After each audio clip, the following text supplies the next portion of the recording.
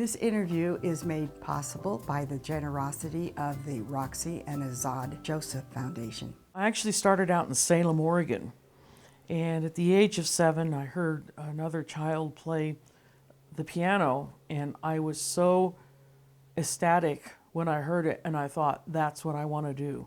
But we couldn't afford it, so I decided I was going to become a doctor and just pursue music as an avocation. And in the course of my studies, I discovered that I had enough natural talent as a musician and I had a voice. I came to UNR because it was a cheap school, because I knew I was going to have to support myself. The first person who realized it was Rosemary Matthews. She went to Ted Puffer, who was the main professor there for singing, and he also ran an opera company, and I eventually ended up with him, and he's the one that basically molded and guided me.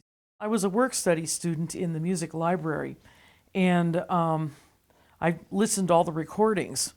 And what was interesting about it was that I didn't realize that people didn't sing that way anymore.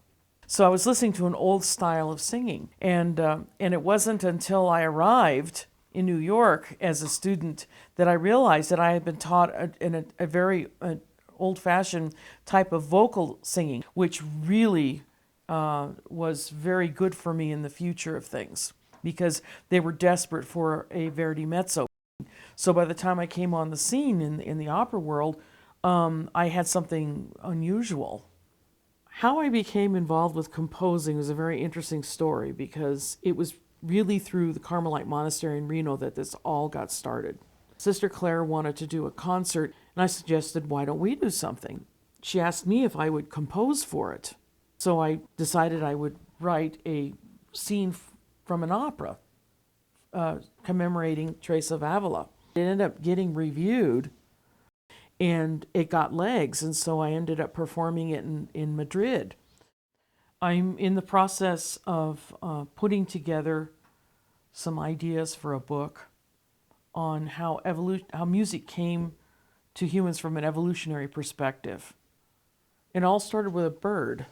I made friends with a scrub jay that would sit on my hand and sing to me. When I whistled back and I was in perfect sync, he would stay.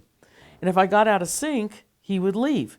Well, it turns out there's a naturally occurring hormone in humans called oxytocin, and it reaches its highest levels in humans just before a mother gives birth, just as she's starting to nurse, and when a group of human beings get together and make a supreme effort, but it has to be a supreme effort to synchronize themselves with sound or movement, which is basically singing and dancing.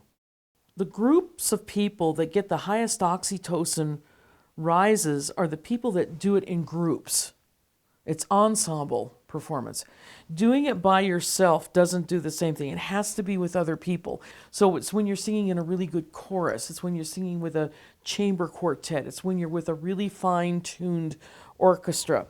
That was the hook that got me involved with opera. Music is a vehicle. It's a language. It's a beautiful gift that I believe that God gave us. It's part of what makes us human. Maybe it's there in the afterlife. I don't know. I haven't been there. But I do know that right now that it's a beautiful vehicle that creates a lot of good.